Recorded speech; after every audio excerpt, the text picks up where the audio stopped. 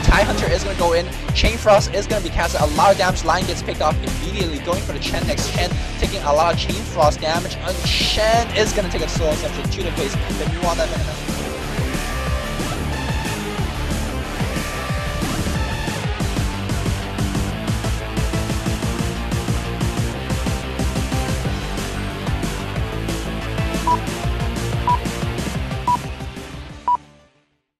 Hey everyone, this is Luminous coming at you with a Pro Dota commentary, and we are at SMM 2010, and I'm casting this game between Nirvana Malaysia and EHome. Both these teams don't need the introduction, but just in case that you don't know, Mushi, one of the core players for Nirvana Malaysia, has been replaced by Hi, who is sitting in blue today. Hi is he's really known as a exceptional player. Back in, I guess, a year ago, 2 years ago, I haven't seen him perform exactly too well with Nirvana Malaysia recently, but he is a new addition, so there's, it takes time to work out the kinks and whatnot. And I believe this is the semi-final of the winners bracket, so the group stages are done. Both these teams have excelled and gone and play well. But frankly, I watch SMM out of order, so in fact, I'm casting this game, but I already casted the winner bracket final. So this in a game, it's pretty much a spoiler, because I kind of already know the result, but I don't exactly know it's going to happen. So just want to let you guys know, because I generally don't cast games without knowing the result. This is a rare case. But moving on with that, Nirvana Malaysia does have the first pick and first spam. They're going to get rid of Pugna first. EHome responds with the Doombringer. And Nirvana Malaysia is going to ban the Morphling as well. And I mean, right now in SMM, I have watched up to the winner brackets final. And I saw, 3-4 games. And from these games, I could gather that there's a couple of new heroes that are really emerging, at least in SMM, that are considered very, very high picks and very, very high bans. And one of them hero is Syllabir. It's definitely a good hero, DTS hero, that you could really push with it, and it's really hard to defend that push, because that spare bear is gonna just run on your tower and basically attack it. You could try to kill it, you'll waste a lot of attack on it, and while you're wasting attacks on the spare bear, the actual hero and this entire team could own your tower as well. It's really a hardcore push where you can't really do much about it. It's really reminiscent of a Pugna, which will just blast on your tower no matter what, because of far range and great casting animation and everything like that. So similar in that effect. However, I think a lot of teams are thinking that hero is like a... I don't think it's a hero that deserves a ban or even a first pick. It's a good hero, but not as much as teams is hyping it up to. And I don't know whether Nirvana Malaysia is going to go into a Syllabir pick this game, but I'm pretty sure that EHome will not. EHome hasn't, from the EHome games I've watched, they really didn't care about the Syllabir. They shown that because EHome plays a very turtling game, like they want to wait around and then get a really farm hero and then win. They don't really go for that pushing thing or a mid-game team fight or a chasing thing, which is Syllabir's what Syllabir excels in. So EHome won't be picking the Syllabir. Let's see if they're going to be afraid enough to ban it. But Nirvana Malaysia is showing that they have done their homework, banning the Visage, which is really one of EHome's favorite tri-lane heroes, because of his ability to slow and nuke very, very quickly and nukes very hard. Looks like we are having a Shadow Fiend ban, and my god, Syllabir being first picked. I mean, this is what I mean, right? Teams are picking Syllabir first. I think there's many other heroes much better in the pool here. Now we are going to see probably EHome going to go into Venge and some other hero. Venge Alchemist is a very good opening first 2 picks, but we'll see what happens. So Nirvana Malaysia already revealing their hand with the Syllabir first pick, because Syllabir, as I said earlier, you're either going to go for a mid-game pushing strat, or you're going to go for a more of a mid-game chasing in terms of hero killing and whatnot. Both of these two kind of playing style suits EHome, because EHome don't really care about you pushing against them. They'll turtle really well. And as for more of a chasing, EHome is a very good in terms of positioning and having rescue TPs coming in to save your teammates. So I don't know, like EHome is really good against what Syllabir does best. So right out the bat, I already don't really like Nirvana Malaysia's first pick. Maybe if they done Syllabir a little bit later, I wouldn't have mind. Maybe the 4th or 5th pick. But you know, right now, let's see. EHome is taking their sweet time, and we are gonna see a vengeful first pick. Nothing too out of the ordinary. And let's see what their second pick here. The second pick is gonna have a good indication of how what EHomes wants to be doing. I don't think they're gonna pick up another support hero, but we'll see here. And if you can't tell, I'm losing my voice a little bit because, again, I'm casting the games a little bit out of order. And yes, it is going to be Alchemist. Nothing too surprising. I'll go back to Alchemist pick in just a bit. Yeah, I actually lost my voice in a shouting match I had with Ian and Jack. It was an intense triple commentary. And it was, I forgot exactly what game it was. But it was an epic game between, I think it was like EHome and LGD. I'm not sure. And we would... We had to be really patient, right? We had to talk. We had to wait through two commentators to talk, and you can't really take up the mic too many times or for too long. So we had to say whatever we were saying really quickly. So what I did was I just like said what I said but louder, because I don't know, if I feel like if I'm saying it louder, then it's more important or something. So I lost a lot of my voice there. I'm just starting to recover a little bit, drinking a lot of herbal tea and whatnot. But let's go back to the Nirvana Malaysia picks. It's gonna be a Witch Doctor, very solid pick, and let's see what their third pick here is. I think they're gonna need another support hero, but we'll see. We'll see. So far, I don't really have a lot of experience in terms of what I think it's good against, or good with the Syllabear. I mean, Syllabear, he's a pretty good hero as himself, but I don't really know how to pair it. And they are gonna do Crystal Maiden, which, like, it doesn't really make sense, because you get the Crystal Maiden to support your team with the aura. Of course, she can slow, and she could have a semi-entangle stun with a freeze bite.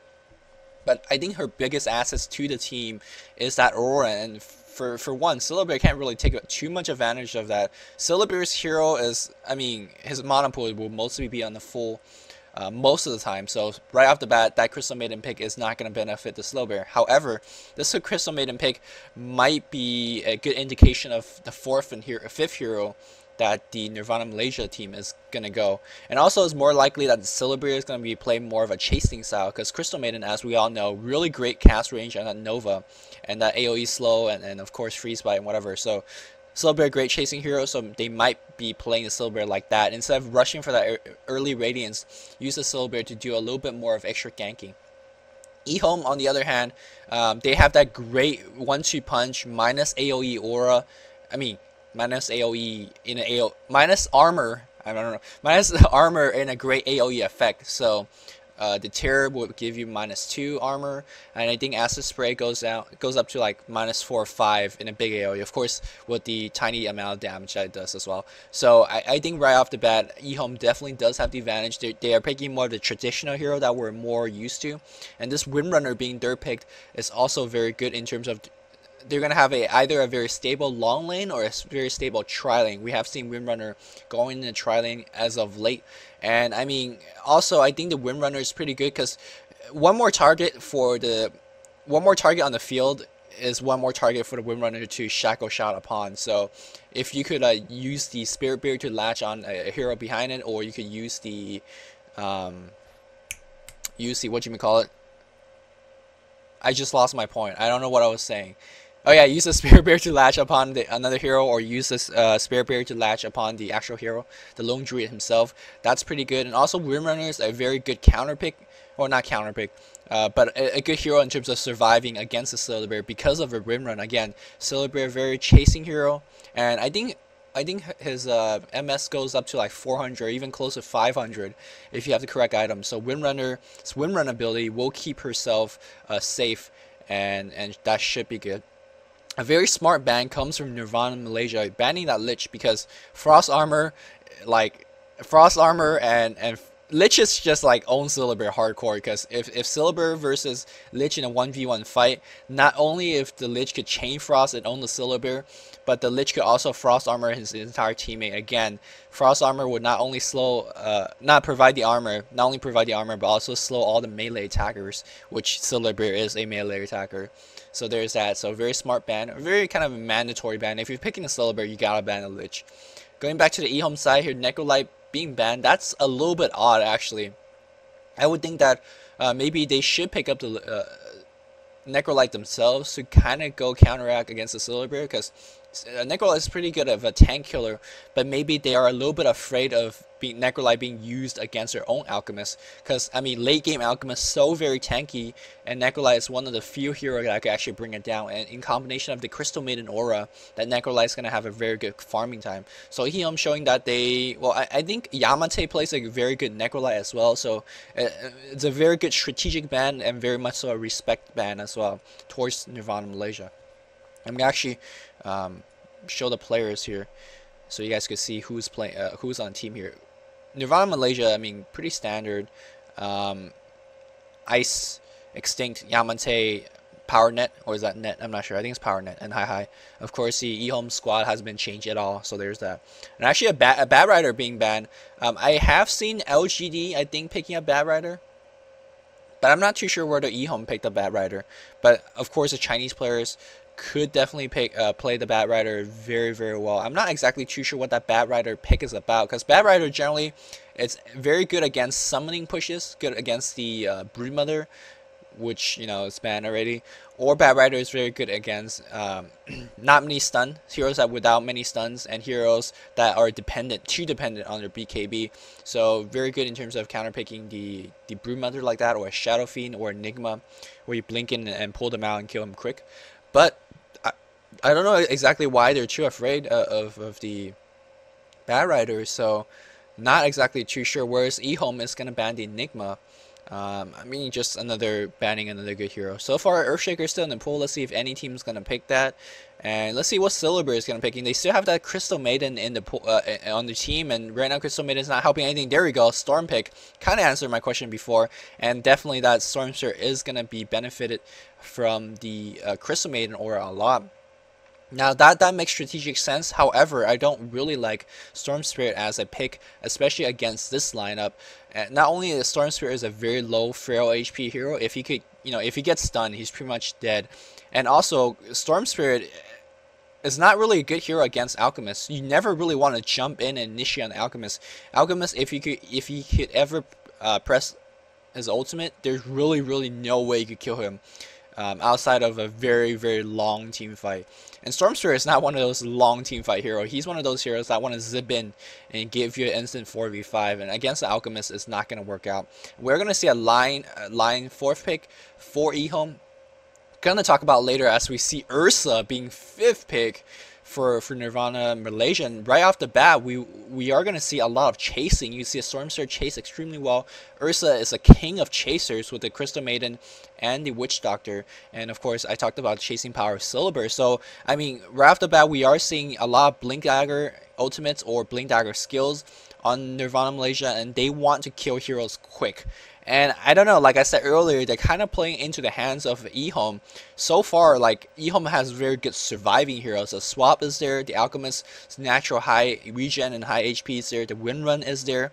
So I don't think they could kill the EHome squad as quick as they want to, but they definitely have that in mind. Let's see what the EHome's last pick is as we're running out. And it's going to be a Priestess of the Moon, picking right into, or trying to counterpick the initiating power of the Storm Spirit, the Ursa, and of course the Crystal Maiden. So far we have an extreme tank on the EHome squad, Windrun on the Ilaria, Leap on the bottom, and a Swap. So I don't foresee EHome dying a lot in this game, to be honest, despite even against, you know, really strong ganking power. Let's see who is going to be playing on what hero though.